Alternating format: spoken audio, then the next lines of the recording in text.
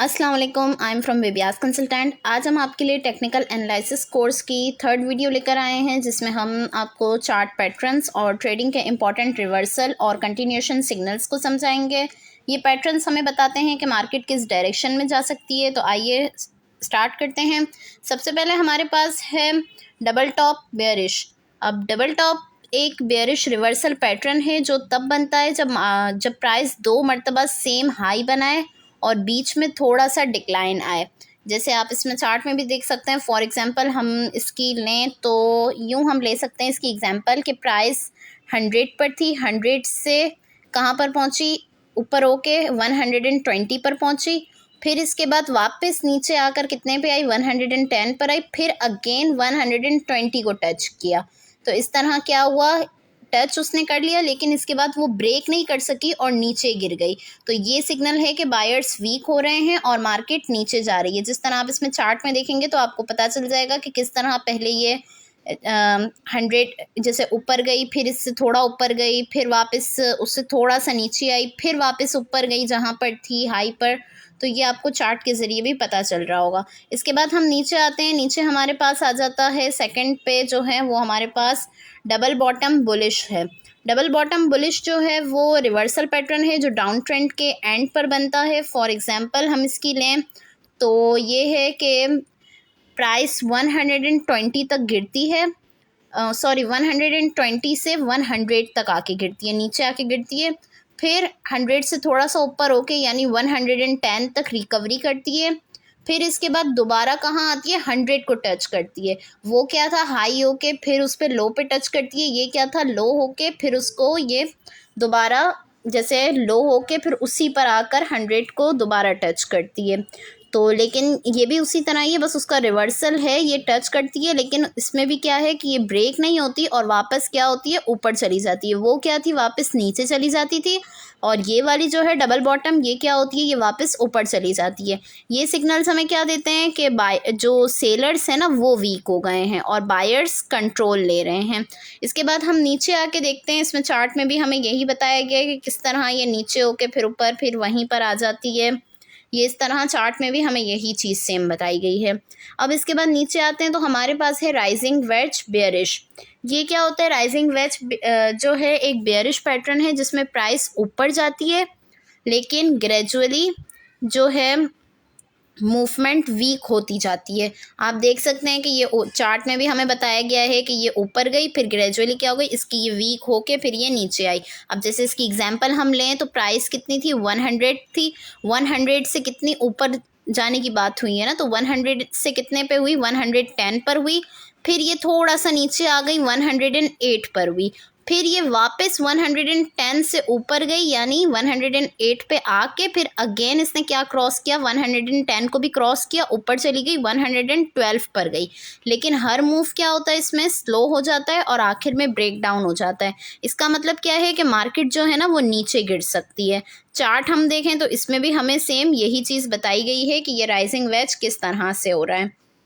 ये लाइन के थ्रू भी आपको बताई गई है। इससे भी आपको समझ आ जाएगा कि जिस तरह हमने प्राइस का बताया सेम उसमें यही चीज़ शो की गई है। इसके बाद हम आते हैं नेक्स्ट, हमारे पास है फॉलिंग वेज बुलिश। ये क्या होता है, फॉलिंग वेज बुलिश पैटर्न जो है जिसमें प्राइस क्या होती है, नीचे जाती है लेकिन प्रेशर कम होता है और ब्रेकअप ऊपर होता है। ब्रेकआउट इसका ऊपर हो जाता है। इसकी एग्जांपल हम लें तो एग्जांपल क्या है, 120 से कितने हुई, 110 हुई। ठीक है, ये उसी का ही है। हमने क्या ऊपर पढ़ा था कि हमारे पास जो एक प्राइस थी उससे ऊपर जा रही थी। ये क्या है, 120 प्राइस है, इससे नीचे आ रही है। इसमें ये चीज़ हो गई कि 120 से ये हम एग्जांपल के तौर पे एक नंबर कंसिडर कर रहे हैं, 120 से 110 पर आई। फिर इसके बाद ये कितनी हो गई, 105 हो गई। फिर और ये गिरकर 102 हो गई। लेकिन इसकी क्या है, ये चीज़ हो गई, ये नीचे आ रही है लेकिन इसकी रिकवरी जो है ना वो स्ट्रॉन्ग होती है और प्राइस जो है वापस ऊपर ब्रेकआउट करती है। इसमें आपको चार्ट में भी जो दिखाया गया है फॉलिंग वेज का, ये भी इसी तरह से ही बताया गया है कि किस तरह ये नीचे हुई, फिर और नीचे, फिर और नीचे, ये किस तरह से बिल्कुल ये फॉल हो गई है। ये लाइन के थ्रू भी आपको पता चल रहा होगा कि ये कैंडल्स के थ्रू भी कि ये किस तरह फॉलिंग पर आ रही है। फिर इसके बाद नीचे आते हैं तो नीचे हमारे पास है ascending triangle. Ascending triangle bullish. Ascending triangle bullish क्या होता है, ये एक ना बुलिश कंटिन्यूएशन पैटर्न है।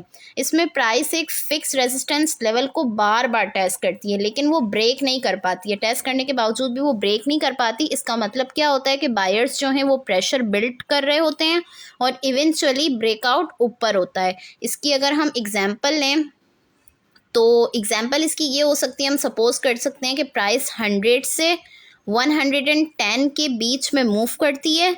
ठीक है, दोनों का एक नंबर दे दिया, इन दोनों के बीच में ना प्राइस कोई भी नंबर हो सकता है, इसके बीच में ये मूव करती है।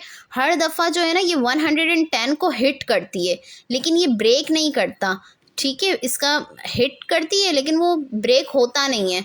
फिर जब क्या होता है, फिर जब 110 ब्रेक होता है ना, तो क्या होता है प्राइस फिर क्या होगा, अगर ये 110 ब्रेक हो गया तो इससे क्या होगा, प्राइस फिर ऊपर चली जाएगी। ऊपर किस तरह, 120 पर, 130 पर, 140 पर, इस तरह ये ऊपर चली जाती है। आप इसमें देखें तो ये इसमें आपको जो असेंडिंग ट्राइंगल है ना, इसका पैटर्न भी बताया गया होगा कि पहले ये देखें, जिस तरह आपको शो हो रहा होगा लाइन के ज़रिए आपको बताया गया है कि पहले एक प्राइस थी, फिर इसके बीच में ये मूव कर रही है, बिल्कुल सीधी ये लाइन जा रही है, ये इसके बीच में मूव कर रही है, फिर ये इसको हिट कर रही है ना, तो फिर ये ऊपर इसकी कैंडल्स जाती जा रही हैं, ये ऊपर हो रही है।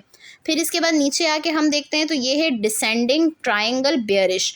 ये क्या होता है, डिसेंडिंग ट्राइंगल एक बेयरिश पैटर्न है। इसमें प्राइस का सपोर्ट लेवल फिक्स्ड होता है, लेकिन हाइस ग्रेजुअली जो हैं वो नीचे आते जाते हैं। इसका मतलब क्या होता है कि जो सेलर्स है ना वो प्रेशर, इससे हमें पता चलता है कि सेलर्स का जो प्रेशर है ना वो स्ट्रांग हो रहा होता है, और ब्रेकडाउन क्या होता है, एक्सपेक्टेड होता है कि ब्रेकडाउन हो सकता है इससे। इसकी अगर हम एग्जांपल लें तो किस तरह से हम एग्जांपल ले सकते हैं कि प्राइस 120 पर थी और 120 से कहाँ आ गई, 110 पर आई। ये जो प्राइस की एग्जांपल मैं आपसे बता रही हूँ ना, इसको आप सुन के इसको आप चार्ट पे फोकस करें तो आपको समझ आएगा कि मैं ये जो प्राइस का बता रही हूँ किस तरह से ये मैं नीचे होना बता रही हूँ। कि देखें, एक ये जो आप लाइन है ना इस पर फोकस करें कि प्राइस समझें जो ऊपर जा रही है, स्टार्ट कहाँ से ले रही है, एक 120 से स्टार्ट ले रही है। 120 जो वैल्यू है ना वो हम सपोज कर रहे हैं 120 से ये आके कहाँ पर आ गई, 110 पर आ गई, थोड़ा सा नीचे हुई, फिर ये 105 पर आ गई, थोड़ा और नीचे हुई, फिर ये थोड़ा और नीचे होके 100 तक आ गई। ये आपको लाइन भी शो कर रही होगी कि किस तरह ये थोड़ा थोड़ा करके ये नीचे हो रही है। तो फिर ये क्या होता है, जब 100 तक आती है तो 100 क्या होता है, ये इसका सपोर्ट होता है, लेकिन जब ब्रेक होता है तो प्राइस जो है ना वो शार्पली नीचे गिरती है। आप देख रहे होंगे कि ये कैंडल्स किस तरह से ना नीचे आए जा रही हैं। तो ये क्या है, प्राइस क्या, जब ये समझें आप कि अगर ये ब्रेक हो जाती है ना तो इस तरह से ये प्राइस नीचे गिर रही होती हैं। इसके बाद हमारे पास नीचे आता है साइमेट्रिकल ट्राइंगल न्यूट्रल। ये क्या होता है, साइमेट्रिकल ट्राइंगल जो है एक न्यूट्रल पैटर्न होता है। इसमें प्राइस जो है स्क्वीज होती हैं, लेकिन हाइस जो हैं वो नीचे और लोस लो जो होती हैं ना वो ऊपर आती जाती हैं, यानी हाई प्राइस नीचे और लो प्राइस ऊपर होती जाती हैं। इसका मतलब होता है कि मार्केट कंफ्यूज होती है और किसकी स्ट्रॉन्ग ब्रेकआउट का ना वेट कर रही होती है कि किसकी आके, जैसे जो प्राइस है या किसी स्टॉक के आके ये ब्रेकआउट होगी, ये इस चीज़ का वेट करती है। जैसे एग्जांपल ले लें कि 110 हमारे पास हुई, 110 से कितने पे आई, 105 पे हुई, फिर आके कभी बढ़ गई 108 पर हो गई, फिर कम हो गई 102 पर हो गई। तो ये स्क्वीज़ यानी आगे पीछे, कभी हाई कभी नीचे, इस तरह से ये होती रहती है। तो ये 102 पर आ गई, यानी ये क्या है, टाइट रेंज में मूव करती है। फिर ब्रेकआउट किसी भी साइड हो सकता है, या तो आप लें तो ऊपर भी हो सकता है यानी 105 पे भी हो सकता है, 108 पर भी हो सकता है, या आप नीचे आके देखें तो 102 या इससे नीचे आए 100, इस पर भी ये आके ब्रेक हो सकता है। ठीक है, इसके बाद हमारे पास नीचे हम देखते हैं, नीचे हमारे पास क्या है, हेड एंड शोल्डर बेयरिश। अब ये क्या होता है, हेड एंड शोल्डर बेयरिश जो है ना वो एक स्ट्रॉन्ग बेयरिश रिवर्सल पैटर्न है। इसमें 3 पीक्स बनती हैं, जैसे आपको यहाँ पे शो भी हो रहा होगा। आप अगर चार्ट में देखें तो बीच वाला पीक जो है वो सबसे जैसे हाई होता है। 3 पीक्स किस तरह से होती हैं, इसका जो बीच वाला होता है ना वो सबसे हाई होता है। इसका मतलब क्या होता है कि बायर्स का स्ट्रेंथ कम हो रहा है।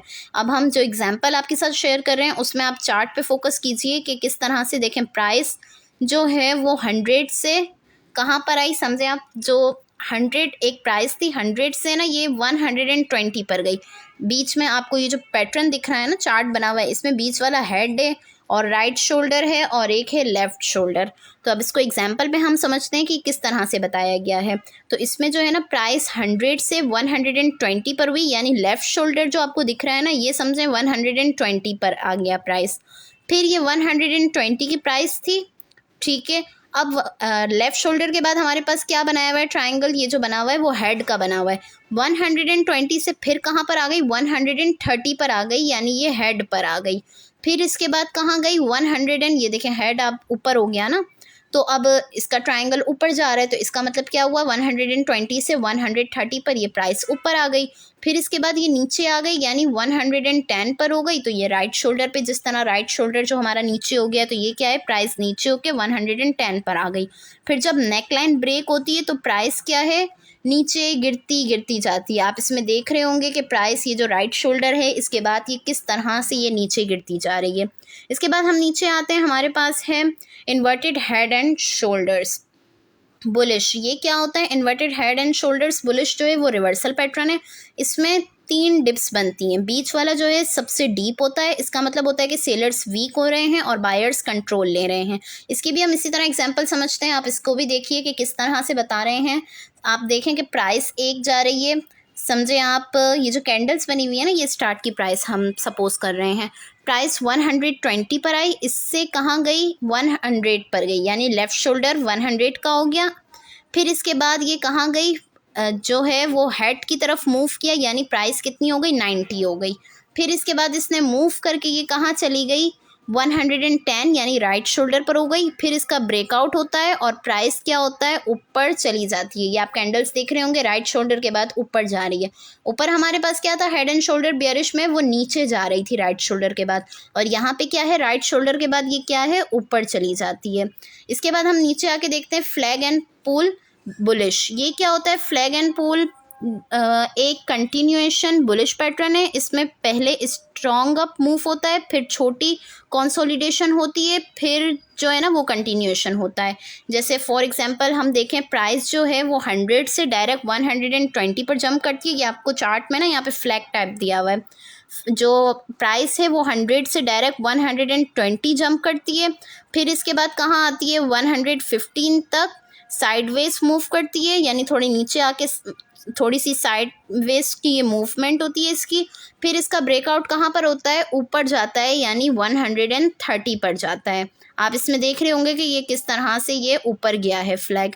इसके बाद नीचे आते हैं, हमारे पास है inverse flag and pull bearish.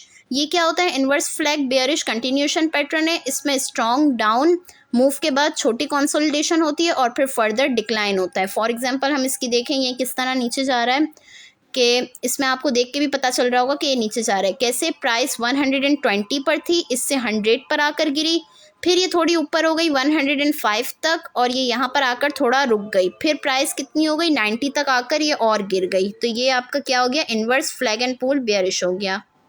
अब हम बात करते हैं कप एंड हैंडल की। ये क्या होता है, cup and handle bullish continuation pattern है। इसमें प्राइस पहले गिरती है, फिर रिकवरी करती है, फिर छोटा डिप आता है और फिर ये ब्रेकआउट होता है। फॉर एग्जांपल अगर हम इसकी एग्जांपल लें तो किस तरह से ये पहले गिरती है, समझें आप, प्राइस जो थी ना 120 पर थी, फिर ये गिर कर कहाँ पर आई, 100 पर आई। फिर इसके बाद 120 तक वापस आती है, यानी ये कप वापस जो इसका आना है ना वो कप कहलाता है। फिर ये 120 से थोड़ा सा नीचे 115 तक आती है, तो ये क्या होता है, 115 तक इसका स्मॉल डिप होता है जो कि हैंडल कहलाता है। फिर इसका ब्रेकआउट होता है जो कि कितनी प्राइस पर आता है, थोड़ा सा बढ़कर आता है, यानी जहाँ से ये प्राइस स्टार्ट हुई थी उससे बढ़कर 130 पर आ जाता है ये। तो ये क्या कहलाता है, कप एंड हैंडल कहलाता है। आपको ये दिख रहा होगा पैटर्न में कि किस तरह से ये नीचे गिरी, फिर वापस वहीं पर आई, फिर इसके बाद ये कैसे ना इसकी डिप हुआ, स्मॉल डिप हुआ, हैंडल पर आई, फिर इसने किस तरह ये बढ़ के ब्रेकआउट लेवल इसने क्रॉस किया, ये इसमें यही चीज़ दिखाई गई है। इसके बाद हम नीचे आते हैं, हमारे पास है W and M pattern. WM pattern shape pattern क्या होता है हमारे पास, ये जो होता है ना W पैटर्न वो बुलिश रिवर्सल होता है और M पैटर्न जो है ना वो बेयरिश रिवर्सल होता है।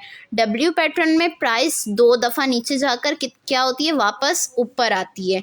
ठीक है, जब 2 दफ़ा नीचे जाती है फिर वापस ये ऊपर आती है। और M पैटर्न में क्या होता है, प्राइस 2 दफ़ा ऊपर जाकर फिर नीचे आती है, इसका ये रिवर्स होता है। ठीक है, तो अब ये किस तरह से हम देखें, इसकी एग्जांपल लें। इसकी एग्जांपल को अगर आप इससे समझें तो जैसे W में किस तरह होता है, हमने क्या देखा कि W में प्राइस 2 दफ़ा नीचे आती है फिर ऊपर आती है। समझे एक प्राइस है, आप इसको यहाँ पे चार्ट में भी देखेंगे ना, तो ये जिस तरह लाइन दिखाई जा रही है आप इसको देखिए कि जिस तरह एक प्राइस है 120 है, इससे क्या हुई, ये क्या हो गई, नीचे आ गई, 100 पर आ गई।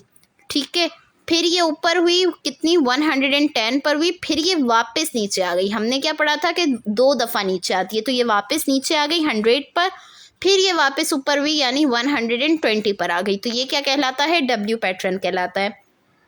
M पैटर्न की हम इसी का रिवर्स देखें तो M पैटर्न की बात करें तो प्राइस पहले 100 पर थी, 100 से क्या हुई, इसमें क्या बताया गया था, ऊपर जाती है, तो 100 से ऊपर कितनी गई, 120 पर गई। ठीक है, फिर इसके बाद क्या हुआ, 120 के बाद फिर ये क्या हुआ, 100 पर आई, फिर इसके बाद वापस ये दूसरी दफ़ा 120 पर हुई यानी ये 2 दफ़ा ऊपर गई, फिर ये 100 पर आकर नीचे आ गई, तो ये क्या हो गया, 100 पर आकर ये प्राइस गिर गई। तो अब इसके बाद हमारा जो नेक्स्ट चीज़ है ना, अब हम बात करते हैं रिस्क मैनेजमेंट की। रिस्क मैनेजमेंट आखिर होता क्या है, पहले ये थोड़ा सा हम समझते हैं। रिस्क मैनेजमेंट का मतलब होता है कि आपने जो लॉस है ना उसको कंट्रोल करना है। ट्रेडिंग में सिर्फ एंट्री लेना इम्पॉर्टेंट नहीं होता, बल्कि रिस्क को हैंडल करना ज़्यादा इम्पॉर्टेंट होता है। आपको ये पता होना चाहिए कि आप रिस्क को किस तरह हैंडल कर सकते हैं। इसमें पहली चीज़ हम देखें तो हमारे पास आती है कैपिटल प्लस रिस्क रिवॉर्ड। ये क्या होता है, कैपिटल को, इसमें ना कैपिटल को डिवाइड किया जाता है, जो कैपिटल हमारा जितना भी होता है ना उसे हम डिवाइड करते हैं, ताकि क्यों ये डिवाइड किया जाता है, इस वजह से ताकि जो आपका रिस्क है ना वो कंट्रोल में रहे। फिर इसके बाद जैसे देखें तो 30% क्या होता है, इंट्राडे होता है, और 70% ना स्विंग ट्रेडिंग के लिए यूज़ होता है। ये डिवाइड कर लिया, क्यों डिवाइड कर लिया, ताकि ये रिस्क कंट्रोल में रहे। किस तरह डिवाइड किया कि 30% जो है वो इंट्राडे में डाल दिया और 70% जो है ना वो स्विंग ट्रेडिंग के लिए हमने यूज़ कर लिया। या तो इसमें रिस्क जो रिवॉर्ड का मतलब होता है ना, ये था, हमने कैपिटल डिवाइड किया। फिर इसके बाद जो रिस्क रिवॉर्ड होता है ना, इसका मतलब होता है कि कितना रिस्क लेकर हमने कितना प्रॉफिट टारगेट करना है। ठीक है, जो प्रॉफिट होगा वो हमें कितना प्रॉफिट टारगेट करना है, ये होता है रिस्क रिवॉर्ड। इसकी अगर हम एग्जाम्पल लें तो 1:2 का, जैसे समझें आप 1:2 है, तो 1:2 का मतलब क्या है कि अगर 100 रुपीज़ रिस्क है तो 20 रुपीज़ जो है ना वो प्रॉफिट इसका टारगेट बनेगा। ये हमने एज एग्जांपल एक चीज़ ली है कि अगर जो 10 रुपीज़ इसका रिस्क हुआ तो 20 रुपीज़ इसका क्या होगा, इसका प्रॉफिट टारगेट पर ही आ गया। तो फिर इसके बाद हम नीचे देखें ना तो हमारे पास दूसरी चीज़ एक आती है एक्यूरेसी। एक्यूरेसी क्या है, ट्रेडिंग में जो प्रॉफिट के लिए ना 100% एक्यूरेसी ज़रूरी नहीं होती है। हम समझे कि नहीं 100% एक्यूरेसी होगी तो ही हमारा जैसे ट्रेडिंग में प्रॉफिट होगा, नहीं, ऐसा नहीं है। ट्रेडिंग में 100% एक्यूरेसी की ज़रूरत नहीं होती है। अगर रिस्क रिवॉर्ड स्ट्रॉन्ग हो ना आपका तो 50% एक्यूरेसी भी प्रॉफिटेबल हो सकती है, यानी अगर आपकी एक्यूरेसी 50% हो तो भी आपको प्रॉफिट इसका मिल सकता है। फॉर एग्जांपल हमारे पास अगर 10 ट्रेड्स में 5 विन हो जाएं, ठीक है, यानी 50% हमारे पास विन हो जाए, तो इसमें हमने 50% की बात की ना कि 50% एक्यूरेसी प्रॉफिट दे सकती है। तो अगर हमारे पास 10 ट्रेड्स हैं, इसमें से अगर 5 विन हो जाएं और हर विन का प्रॉफिट लॉस से ज़्यादा हो, ठीक है, प्रॉफिट किससे, लॉस से ज़्यादा हो, तो अकाउंट क्या आएगा, ऑब्वियस सी बात है अकाउंट फिर प्रॉफिट में ही रहेगा। जब लॉस से ज़्यादा हो गया 50% तो वो क्या होगा, अकाउंट हमारा प्रॉफिट में जाएगा। तो ओवरऑल इसकी ये है कि हमने ये जो पूरी चीज़ समझी तो इससे हमें ये समझ आया कि जो चार्ट पैटर्न्स और रिस्क मैनेजमेंट होते हैं ना वो दोनों साथ यूज़ करने से ही ट्रेडिंग कंसिस्टेंट और प्रॉफिटेबल होती है। किसी भी चीज़ को आप एक ही चीज़ को यूज़ करेंगे तो वो प्रॉफिटेबल नहीं होगी, दोनों को एक साथ यूज़ करने से ही जो है वो ना वो प्रॉफिटेबल ट्रेडिंग होती है। सिर्फ पैटर्न देखकर हम ट्रेड ले लें तो ये सिर्फ सेफ़ नहीं होता, हमें हर चीज़ को फोकस में रख के हर चीज़ को देखना चाहिए कि किसका क्या यूज़ है या किस तरह से हम प्रॉफिटेबल कर सकते हैं अपनी ट्रेडिंग को।